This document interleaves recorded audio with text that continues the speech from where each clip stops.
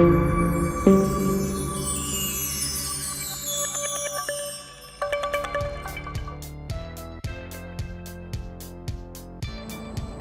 I'm Lisa Thomas from To Ride the World and Fit4ADV. Now, since launching Fit4ADV, we've had an immense amount of interest and tons of questions.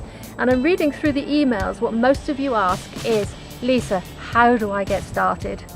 So today I'm going to share with you one of my favorite sequences that you can use as a way to get back into exercise or as a warm-up before something more vigorous. The good thing is that you don't need any special equipment and you can do it anywhere. So let's get started. Okay, we're going to begin this sequence with 3 minutes of constant movement. Now that constant movement will vary depending on your own level of fitness. So for those of you just beginning exercise or getting back into exercise, it can be a walk on the spot.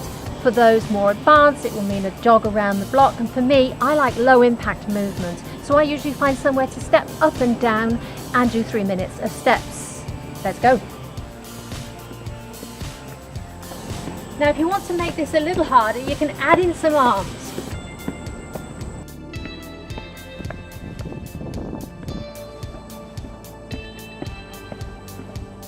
Okay, with the first 3 minutes done, we're now going to warm up the shoulders by doing some arm circles by rotating forwards for 30 seconds and then reverse for another 30 seconds. Now with arm circles, I like to keep my feet moving. Make sure your neck is nice and relaxed. Your thumbs are pointing towards the floor and keep your elbows up. Okay, so with your 30 seconds done, now we're going to reverse, but with your palms facing up. It's harder. Okay, now our shoulders are nice and warm. We're going to move on to the legs by doing a basic air squat. There's a few things to remember when you do the air squat. Make sure your core is nice and tight all the way through the movement. Make sure your feet are about shoulder width apart and that your heels remain on the floor at all times. So it doesn't really matter how far you go down, it's keeping your heels on the floor is the important thing.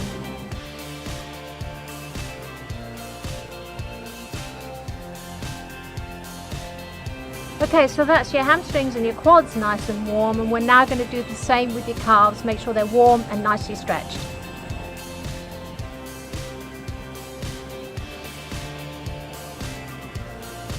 Okay, so the calves get a lot of work throughout the day, but what most people forget is the calf counter muscle, and that's the muscle that runs up the front of the shin, and that's what we're going to exercise and warm up now.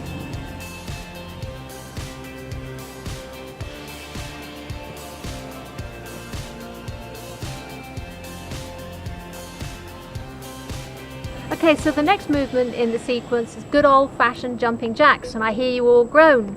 But this is a good all-round body exercise and it's going to elevate your heart rate. One important thing to remember, make sure your heels touch the ground as you jump out.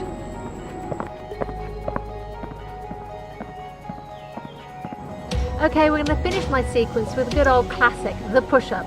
Now if you can't do a full push-up, you can do a push-up from the knees.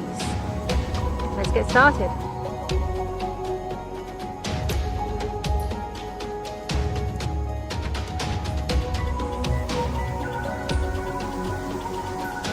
Okay, so that's it, you're done.